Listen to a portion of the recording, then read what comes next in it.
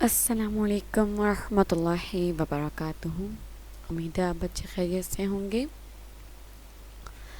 اعوذ باللہ من الشیطان الرجیم، بسم اللہ الرحمن الرحیم۔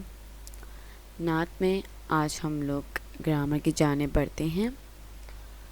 پیارے بچوں، آج ہم جانیں گے فعل۔ کیا آپ کو معلوم ہے فعل کیا ہوتا ہے؟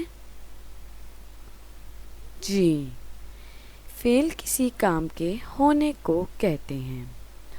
وہ کام کسی بھی زمانے میں ہو یا ہو رہا ہو یا ہونے والا ہو، فعل کہلاتا ہے۔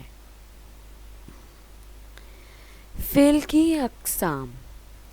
فعل کی 3 اقسام ہیں ہمارے پاس۔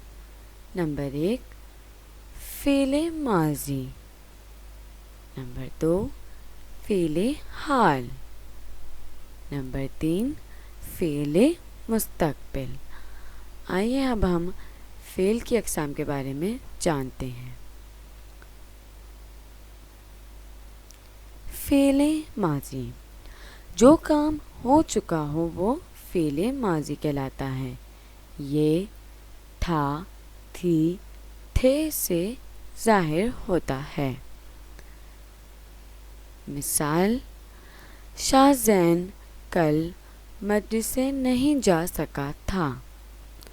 تو اس جملے میں ہمارے آخر میں تھا آ گیا، جس سے ہمیں اندازہ ہو سکتا ہے کہ یہ جملہ فعل ماضی کا ہے۔ جس جملے کے آخر میں تھا، تھی، تھے آ جائے گا وہ جملہ فعل ماضی کا ہوگا۔ فعل حال، جو کام ہو رہا ہو وہ فعل حال کہلاتا ہے۔ یہ ہے، ہیں سے ظاہر ہوتا ہے۔ مثال: خالد قرآن پڑھ رہا ہے۔ اس جملے کے آخر میں ہے آ گیا ہے، تو جس سے ہمیں معلوم ہوتا ہے یہ جملہ فعل حال کا ہے۔